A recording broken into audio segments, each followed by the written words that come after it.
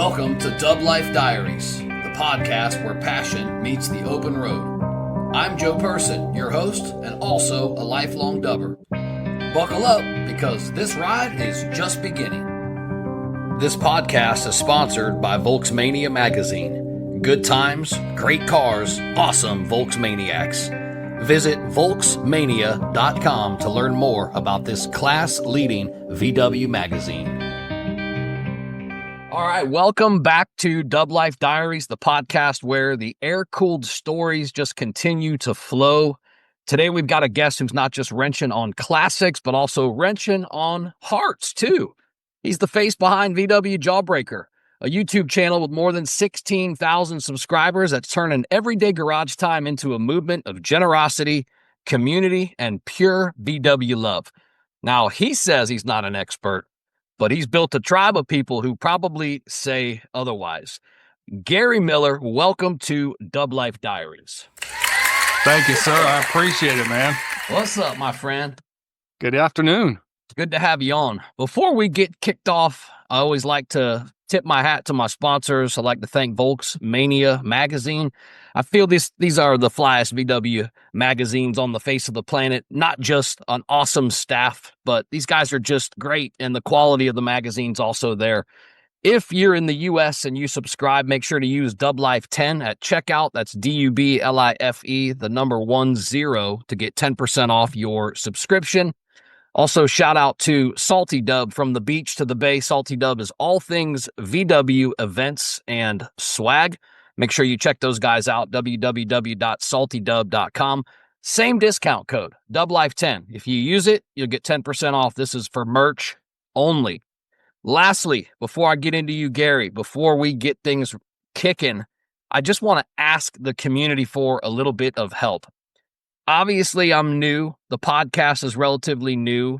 You know, I'm all about the community, but I need a little bit of support because I'm trying to grow the social medias and the YouTubes and all that stuff. And if you know or listen to the podcast for any reason, spread out just a little bit and go look for all my socials. I'm on like LinkedIn and YouTube and, Instagram and Facebook and just all of those, and like the page or follow the page or subscribe to the page if it's YouTube or just whatever. Just help me grow this thing.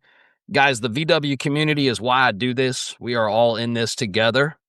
That's all I have to say there. I'll shut my mouth now and get it back to my main focus, which is you. So back to you, sir. All right, let's start at the beginning. I want to know what got Gary Miller hooked on Volkswagens in the first place. Wow. That's going back far. That's going back real far, and I'll try to make it short and sweet. You know, Joe, when you're a kid, you're very impressionable. And the next door neighbor had a friend of his named Bruce. Well, next door neighbor was at Bruce's house. They got in an argument, and next door neighbor decided to do donuts in Bruce's front yard. Dang. At like 2 a.m, right? So a couple days later, the house phone rings, and Dad answers and looks at me and goes, "Go next door, see if he's home." I come back over. I said, "No, he's not home." And Bruce goes, "Do not call the cops." He goes, "Paybacks are you know what." Yeah. So next thing I know, I hear this whoa up the street, and I just looked at my dad with his huge eyes. I was like, "Dad, what is that?" He goes, "Bruce custom builds sandrails." I went, "What's a sandrail?" Like I said, I'm 7, 8 years old, 9 tops. And he just pulls up in the front yard. His huge meats on the back, got to be 12-inch wide. And he just let that 4-cylinder start screaming, dumped the clutch, catwalked through the front yard, and dirt's just flown everywhere. There was like it was like a tornado. You know what I mean? Like a rooster tail comes off. Yeah, a massive rooster tail. And I'm like, What the heck? I look over and there's 2 ruts, 12 inches wide, about 4 inches deep through the next door neighbor's yard. Oh. So, fast forward a couple hours and, the neighbor comes home and he's like, "Whoa, what the heck?" And he's out in the front yard screaming. My dad walks over just smiling. And his neighbor looks at my dad and goes, "Man, I guess I deserve that one." So he, jumps on his phone, calls him, and I'm landline, cordless phone, landline. He calls him, and about 20 minutes later, Bruce comes pulling back up again, and I'm just standing there drooling over this thing. And Dad's just kind of standing next to me, looking at me like, yeah, man, this is cool. And I mean, I'm talking the frame is metallic, gloss black powder coat, got a metal flake front nose on it, that's, custom fiberglass, hand laid. Everything's custom built by this guy. Big old motor out back. The floors are not expanded metal.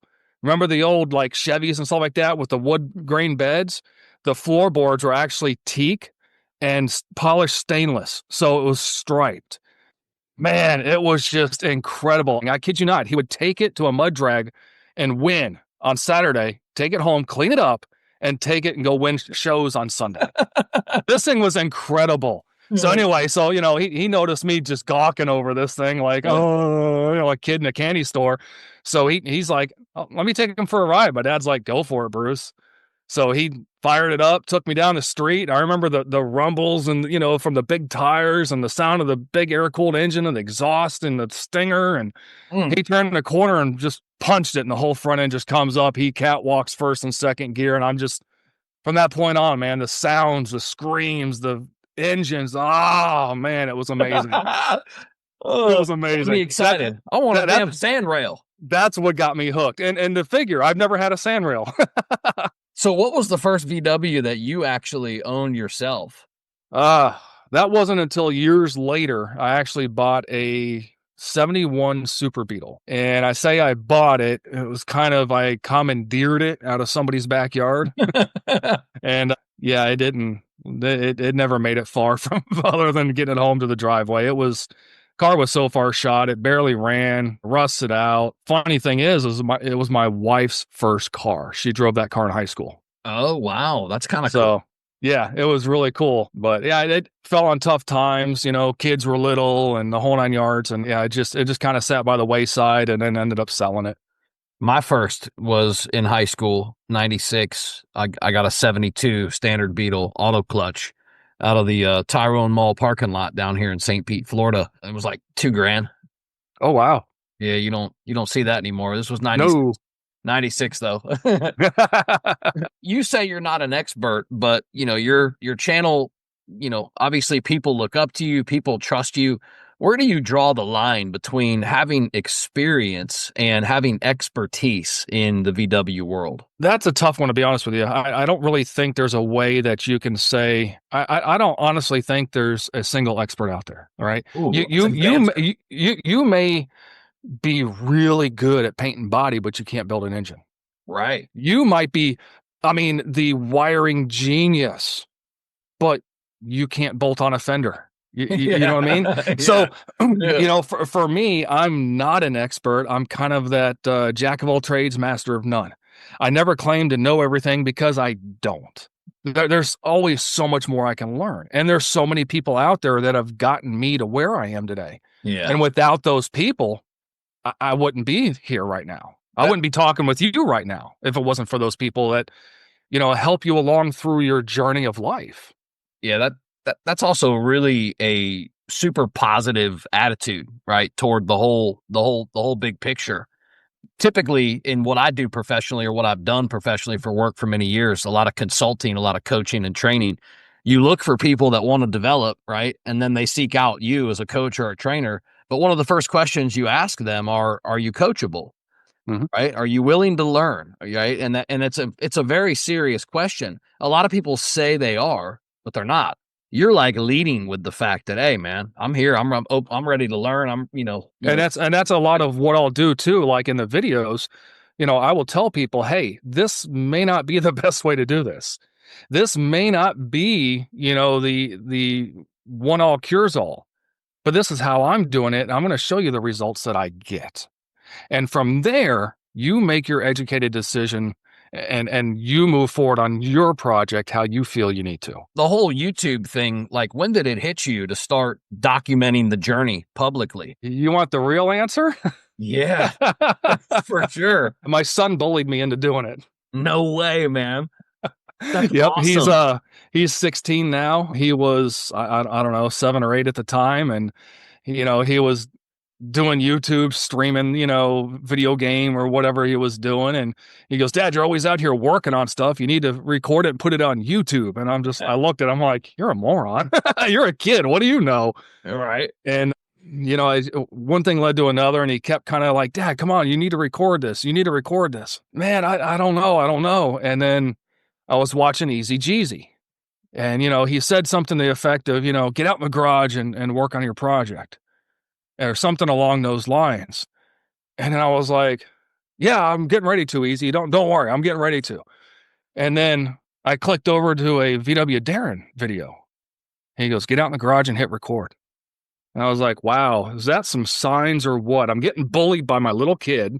I got Easy Jeezy and VW Darren telling me to go out there and record. I'm like, okay, I guess I'll go out there. And I've actually had conversations with both of those guys. Damn. I've watched both of those way longer than Easy Jeezy. I've actually watched longer than I've had Jawbreaker. It's one of those things where a Volkswagen thing popped up and I'm like, I love Volkswagens. I don't have one yet, but I love Volkswagens. And I'm watching him and I just, for some reason, I can relate to the way he rambles. I really can. And, I had, like I said, I had conversations with both of them going, everything I'm doing has been covered. Why oversaturate the Volkswagen community with the same stuff that's already out there? And every single person, Jason Vogan, including him, they all told me the same thing. They said, listen, you have a way of delivering it that people resonate and understand. Just keep going. Yeah, man. Damn, and I'm like, okay. Yeah, it's almost like almost like a stamp of approval in a way. Yeah, right? Yeah. That's kind of where like you got this, you got their approval. That's basically. Yeah. I couldn't have said any better. See, you got a good way of describing it. Yeah, but I mean But at the same time, though, what Easy Jeezy does, what VW Darren does, I can't compare to that. Their knowledge far surpasses what I have.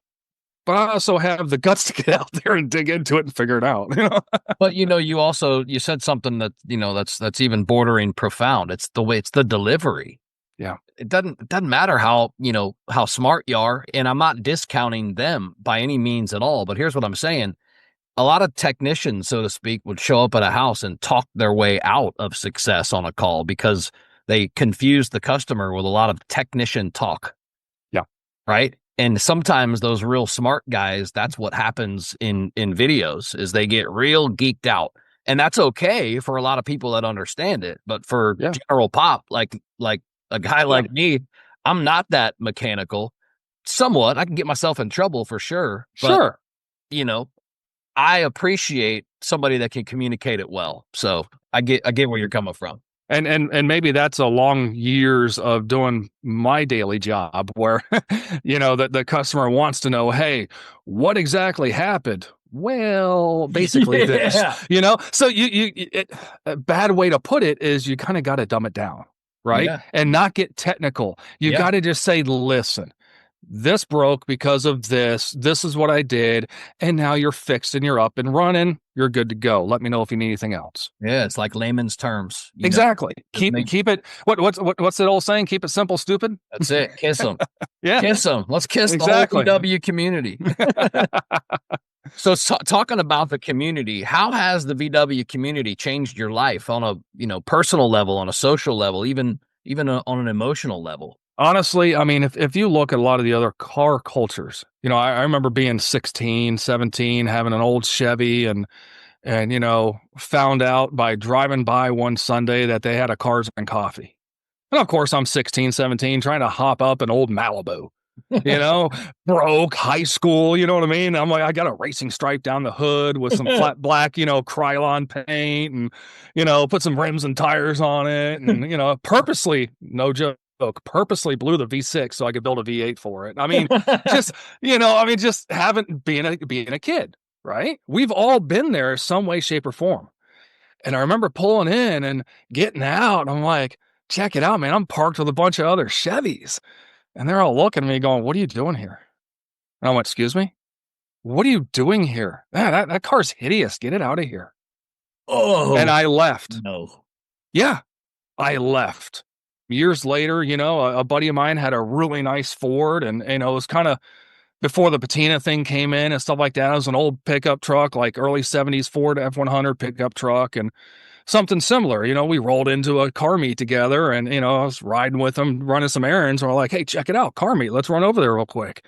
We pulled in, and they're like, oh, no, you don't fit, you're not shiny and pretty, and no, you need to leave, go to a Volkswagen event. That's not going to happen.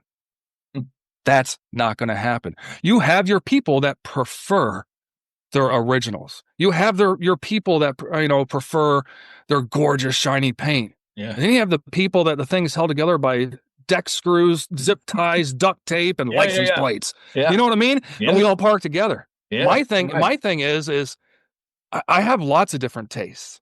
Me too. But for me, if you're there and you got it there, man, I appreciate you and the hard work you put into it. It's that simple. Even if it's not something I would drive or own, you got it there. You're happy. You're proud of it. Heck yeah, man. Heck yeah, man. Like, let's shake hands and tell me about your car. It's not something I would own, not something I would ever buy or drive, but tell me about it. I'm interested. Sure. There's just, the culture's just totally different. People are let's say 99%, most people are pretty open-minded. Yeah. and not judgmental. You're always going to have a bad apple in any crowd. Sure. But for the most part, man, people just, they don't care. It's like, oh, it's a Volkswagen. He showed up. Welcome. You're way over there on the other coast. I don't know, before today, I didn't know you. And I don't know most of the people you probably hang out with, even though you're, in the same state as me. It's a big state though. Sure. But man, you pull up and I'm like, hey, I don't know you. Nice to meet you. Yeah. You know what I mean? Let's hang back. You thirsty? You hungry? I mean, that's what we do. We take care of our own. Yeah. And that has honestly changed my perspective on a lot of things. All right, let's talk about the brand itself. Yep. Where did the name VW Jawbreaker come from? So, Jawbreaker, that's behind you right there. That's the original Jawbreaker car. So that's how the channel got named. Well, tell me, just so anybody that can't see this, that's listening, describe the car. So it's a 73 Volkswagen Beetle, slammed on the ground, static, had a big motor at one time. The car was originally all dark blue, but it was one of those 150-footer dark blues. It wasn't a 20-footer, wasn't a 50-footer, it was a 150-footer. And there was bubble rust everywhere. So, I've never been great at, body work and all that stuff. So long story short, I started sanding the car down in those bubble rust areas so I could at least throw some Ospo or something on it to keep it from getting worse. And that's how I found out the car was originally white, then light blue, then dark blue. So, you had these 15, 18 patches all over the car where things were sanded down. Right. And a buddy of mine's like, man, just DA the thing and faux patina it. I went, oh, I'm going to make it worse than it is right now. So I did that. And then we were hanging out, in one of those typical Florida sunny afternoons when the rain hit and, the car was all flat, because I just sanded it. And the rain hit it with the sun hitting it. And it just gleamed with this gloss. And my buddy goes, dude, that looks like a Jawbreaker candy. Oh, cool, man. Dude, you just named my car. I always called it Ellie. You know what I mean? But it's like, you just gave this car some purpose. Yeah, dude. And then I started, so then, after getting bullied into the, YouTube thing with my son and stuff, I'm like, I started Googling Jawbreaker and I'm like, there's a lot of different meanings to this. So if I put VW in front of it, there we go. We got the brand. All right, man.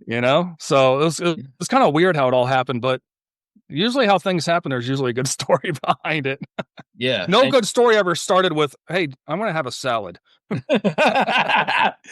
So you've grown this killer following. I feel like by just having a positive attitude, by just being that guy that just, like you said, just goes out in the garage and hits record, just shows up.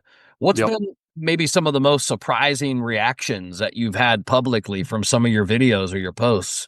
Man, I want to say it was the Lakeland VW Classic several years ago. I want to say this is probably 2019, 2020. And the channel had just really taken off from a video I had put out. And my son and I pull up, early Saturday morning and start setting up camp. And then I realized I've been standing there for 3.5 hours and the tent's still on the ground. Everybody's coming up going, hey, you're a jawbreaker. And I'm going, oh, what do I do? What do I do?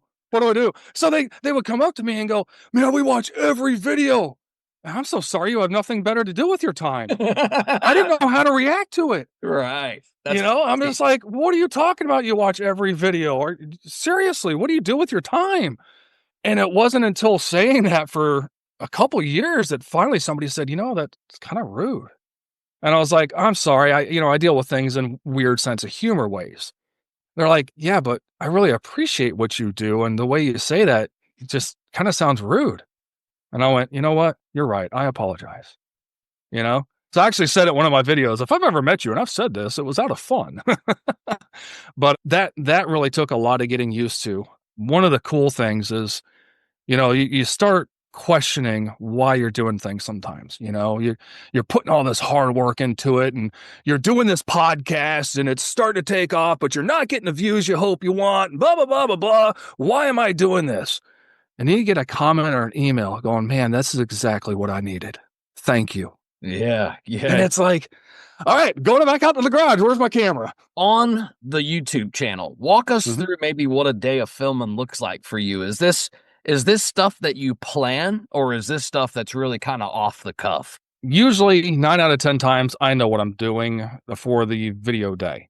I usually have parts ordered. I usually have everything ready to go.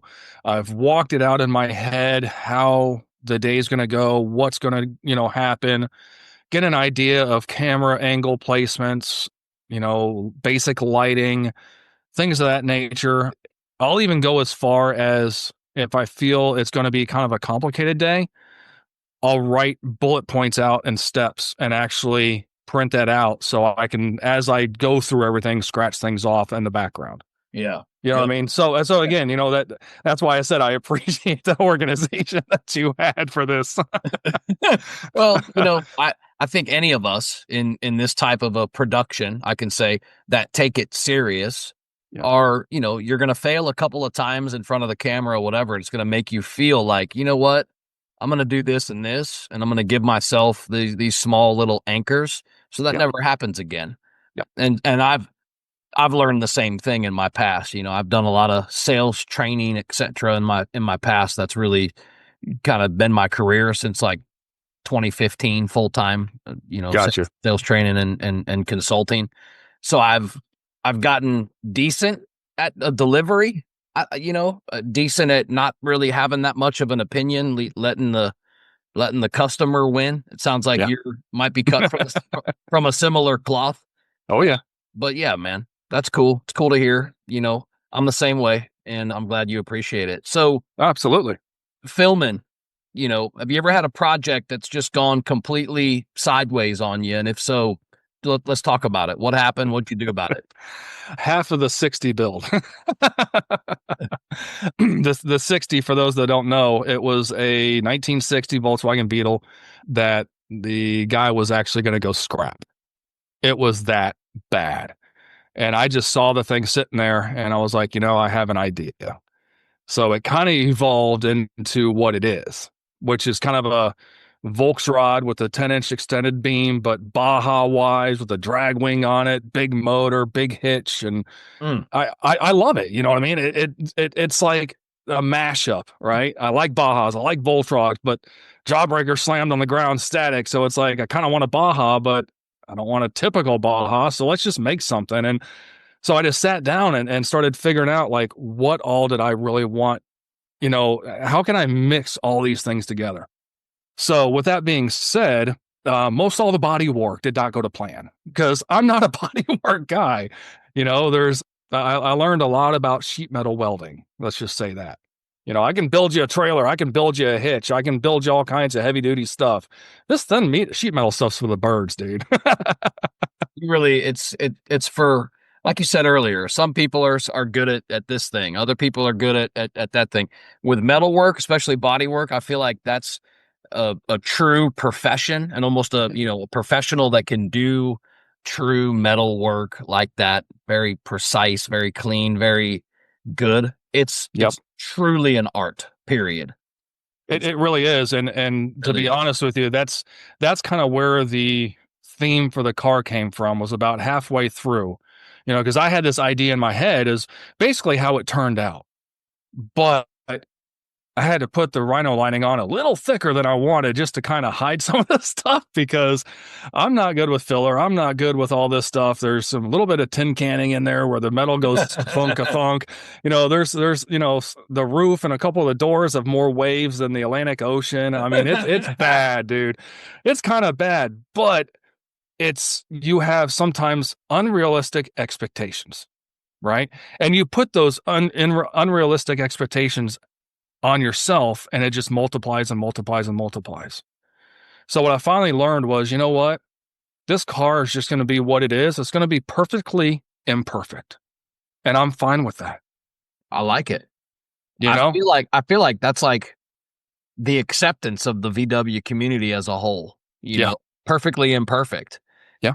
Whether it's a, $130,000, $140,000, 23 window, split window bus, or it's a, VW thing that's so rusted out it barely rolls down the street. Like you said, man, they're all welcome in the same spot. They park next to each other. They share a beer and maybe a basket of fries. Who knows? Exactly. Yeah, that's awesome, man. So look, Yeah. you donate. I read this and I was so impressed. You donate an amount. I don't know. It doesn't matter, but of your YouTube earnings and your merch proceeds to the local Humane Society.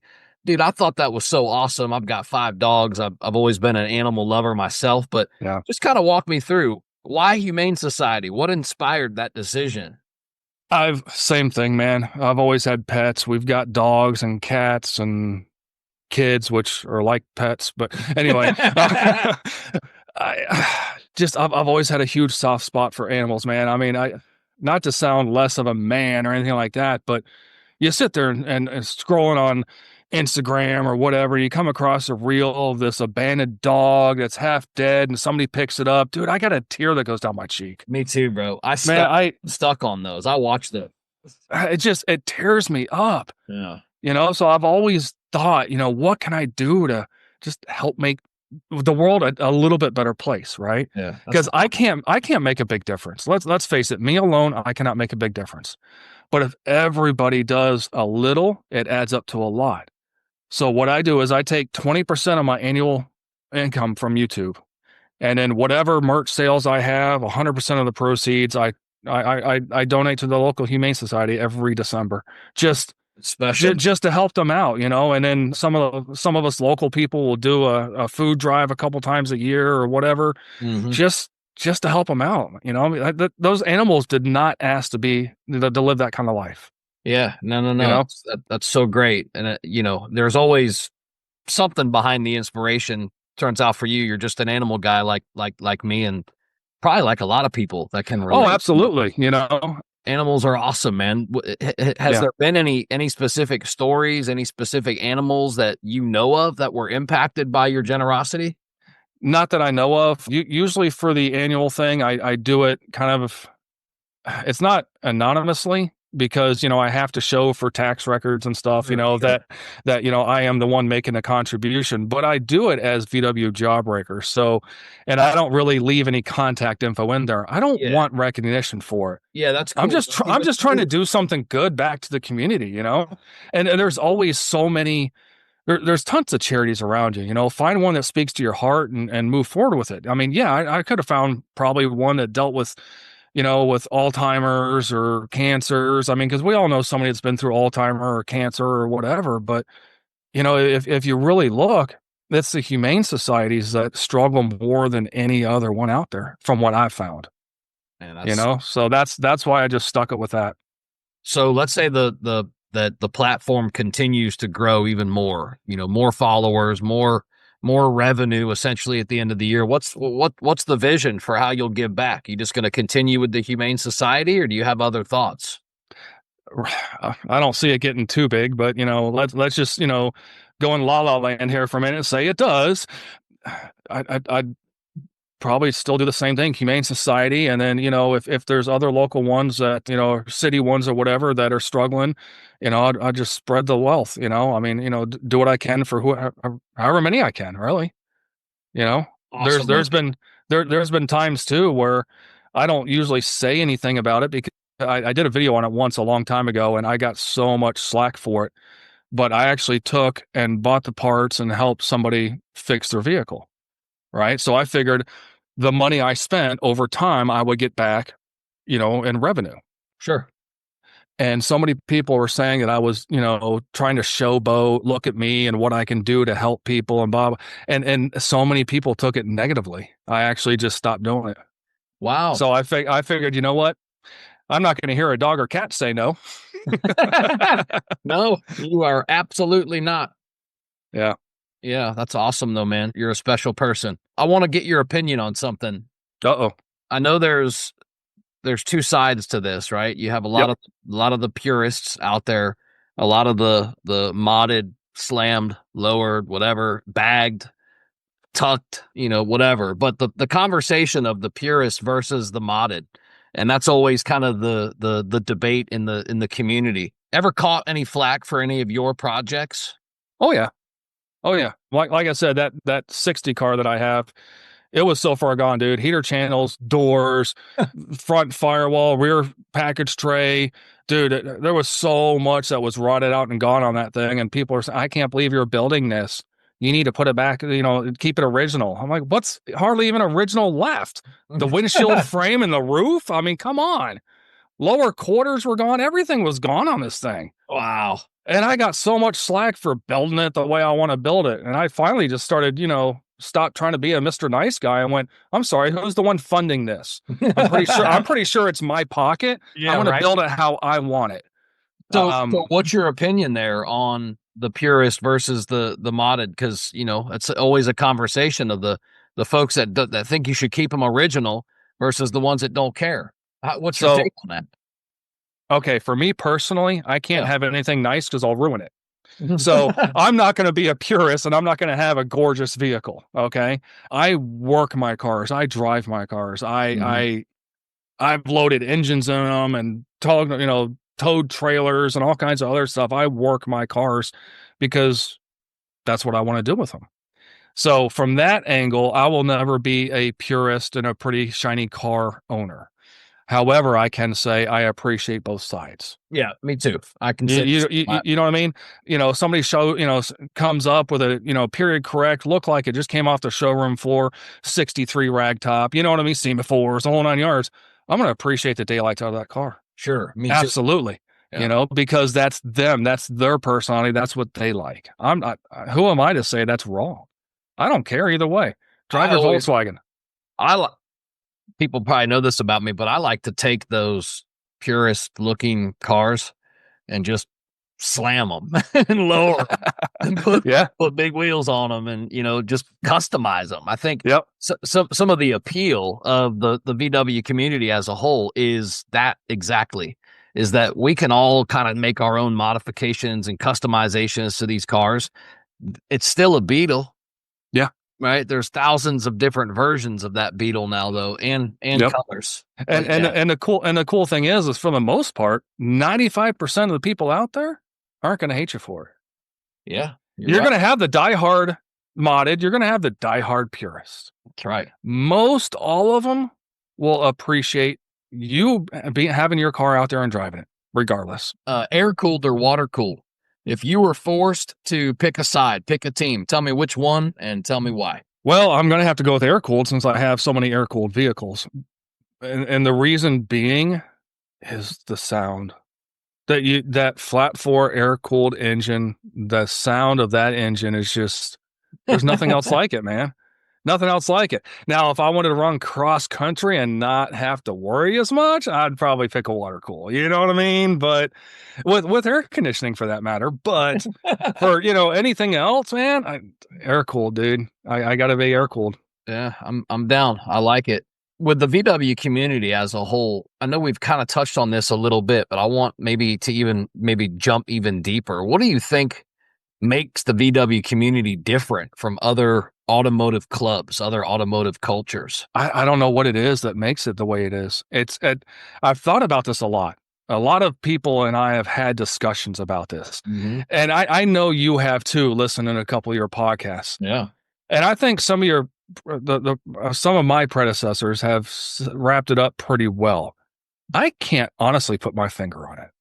I really can't. Is it because that it started off as a very inexpensive people's car and everybody had them? They're everywhere, so it's people can relate more. Yeah. Versus not everybody's had a Honda Civic. I don't know what it is, but for some reason, it's just more accepting. People seem to be a little bit more chill. Yeah. People seem to be a little bit more accepting and open-minded. Not all, most. But I can't, I've never been able to put my finger on it going, aha, this is why. I've never been able to figure that out. And I like to continue going and trying to. So you can agree, though, it is just different. Oh, absolutely. Yeah. If nobody's ever been, they need to get one and go. And you'll experience it for yourself, undoubtedly. Let's talk about events. I know, you've seen some events, maybe even a lot, especially in your area. What's your favorite VW show that you've been to? Nodo in Port Orange, hands down, top favorite, always will be. All right. I actually started going to that one before I even got that Super Beetle home. Okay. So what just for the listeners that might not know what Nodo is, I do because I'm here. Yep. But for the listeners that don't, describe Nodo for me. Nodo is unlike any other Volkswagen show out there, in my opinion. Okay. It all starts kind of at a local campground. Of course, you got to pay to camp. And then from there, it's pick whatever you want to do. There's a pizza meetup. There's a limbo. There's teeter totter now. And this is all over the town, right? Yeah, like this is all over the coast right here. All within 20 minutes. There's different meetups. You got the bay window rally. You got the split window bus rally. You go to the beach with people. I mean, there's tons of stuff to do all Friday and Saturday. And then Sunday is the main show at the city center. And it's nothing but a one-way street that's blocked off by the city and cops. Okay. The whole street all the way around this lake with a fountain in the middle is oak tree lined. And the setting is just gorgeous. I've seen some pictures. I haven't been myself. I want to go. Oh, man. And I'm going to go. But I've seen the pictures of those oaks, those mature oaks. And you're right, man. It's a beautiful scene. Yep. So my first show that I ever attended with a Volkswagen, I went 2 or 3 years prior to owning Jawbreaker. But it was one of those things where the wife found it on Facebook, and I think it was their second or third or first. I think it was their second year there or something like that. So Bill had just started the No-Do show. And the whole thing around the No-Do name is the show doesn't cost any money. That's right. No money. Yeah. It's free to attend. It's free to show up. It's free to show. And it's not a competition judge. Now, you got judges that walk around. Look, what's that?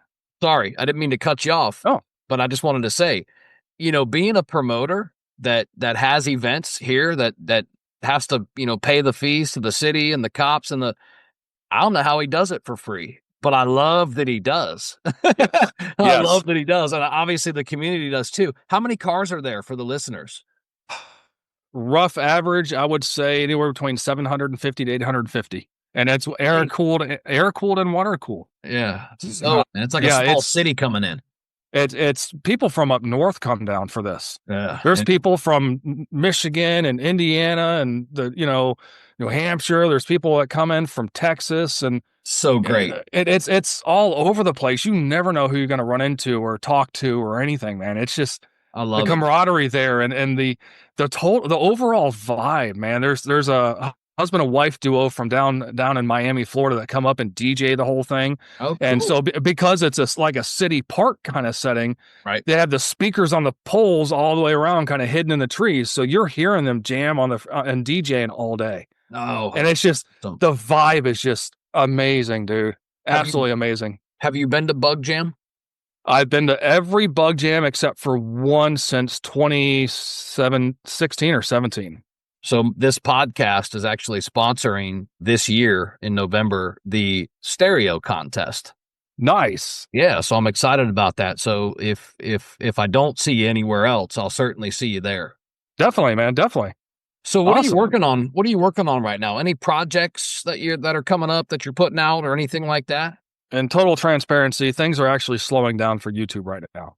Okay. I got a daughter in college now, and son's in high school. Wrapping that up. He's going to be a junior. I dad's widowed, unfortunately, from years ago, and he's been battling a lot of health issues.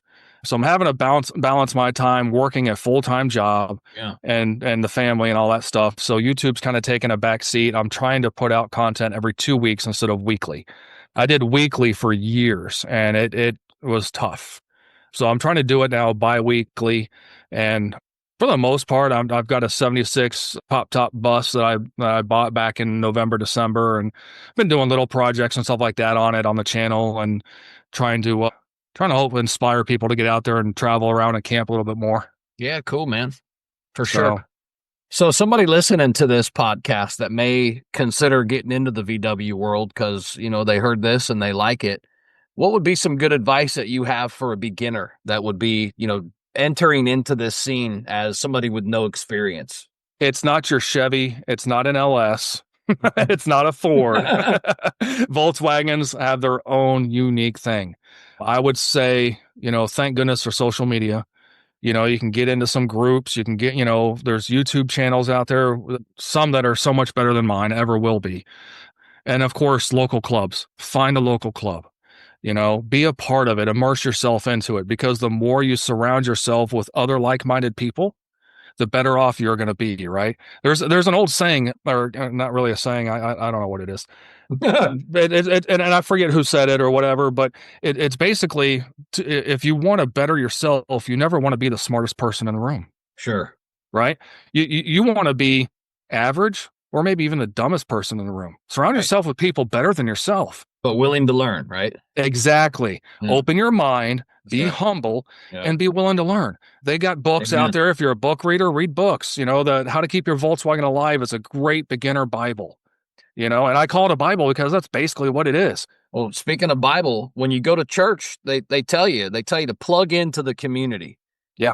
Right. If you want to get the most out of the experience, plug into the community. And that's kind of what I'm getting from you is absolutely get plugged in to, the meets, the locals, the whole thing. And I mean, and you don't have to do it all. You don't have to go to shows and the whole 9 yards, but look at up in Pensacola, you got those guys up there that do a monthly tech session.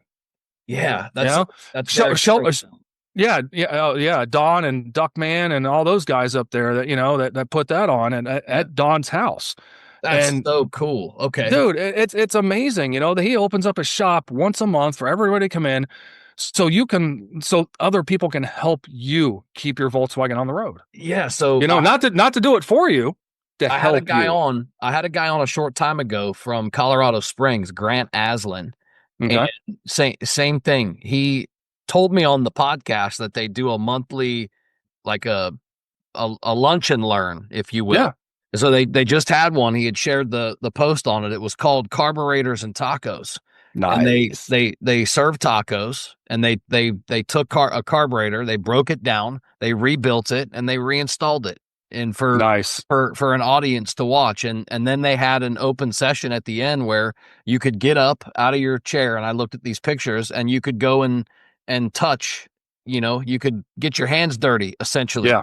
And dude, you want to talk about giving back to this community? That's what's up. So yeah, no, I agree. And how else are you going to learn about something like that if you do not immerse yourself into the local community, right? So you're going to sit there going, I know nothing about this car.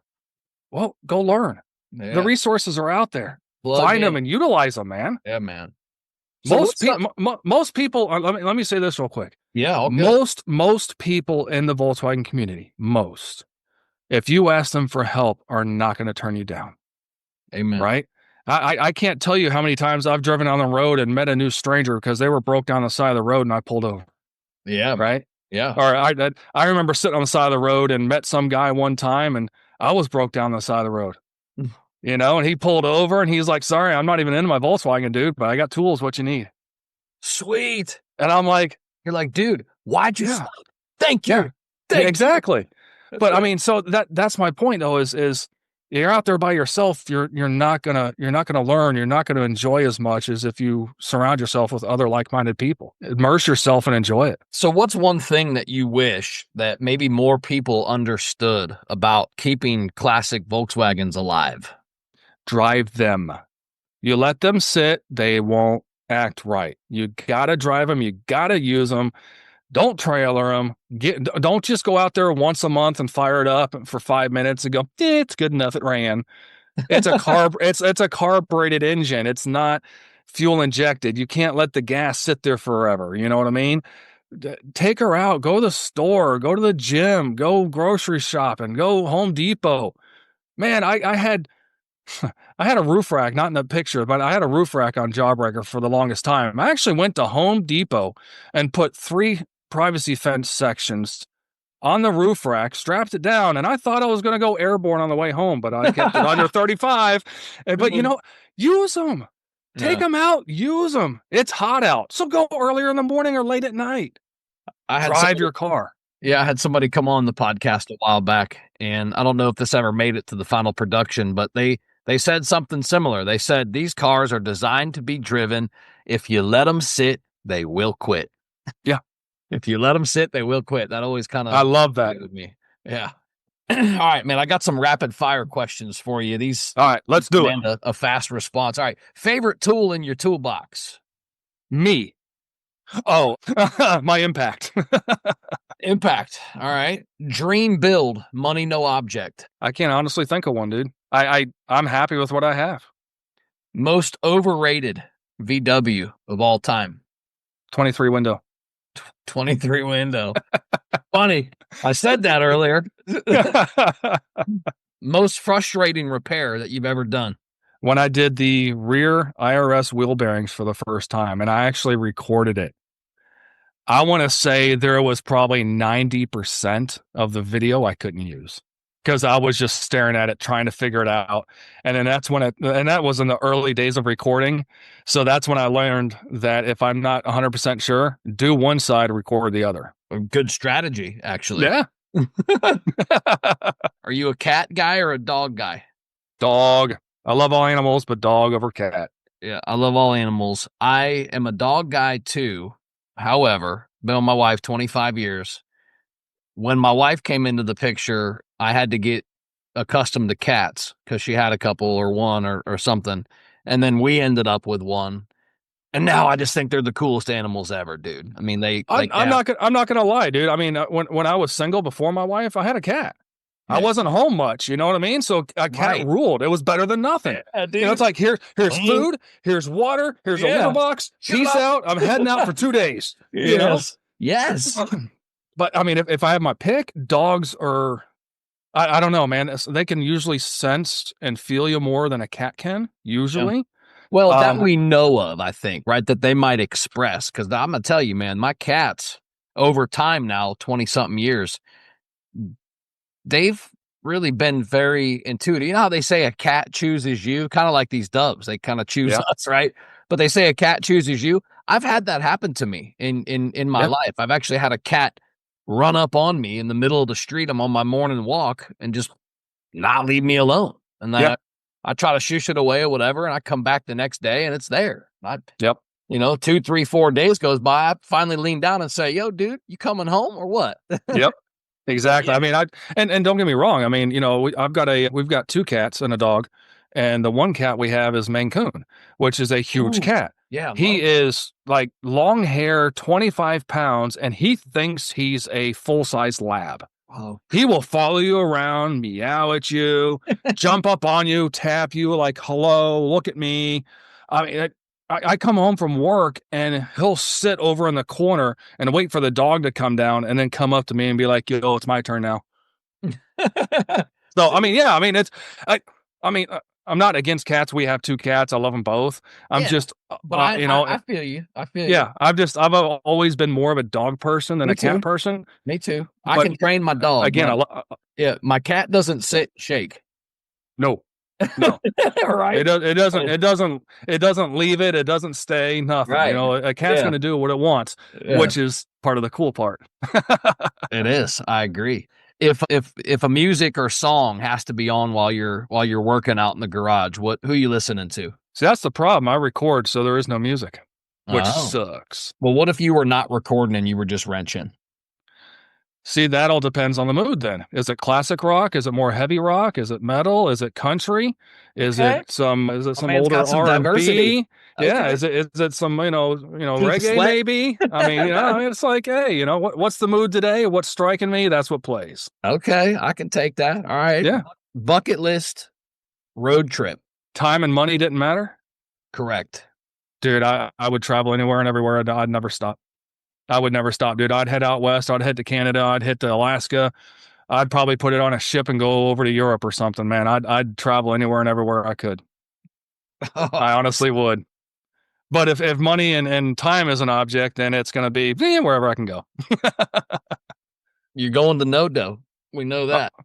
Going to Nodo and Bug Jam. Yeah. I'll see you there for sure. Yeah, man. If VW had a personality by itself, what would it be like? How would you describe it?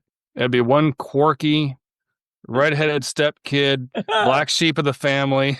It just all depends on the. I mean, all right. Have you ever seen that post where it's like, it's got the guy from The Office sitting there and he's like, "It's fixed. I love this thing. What's that noise?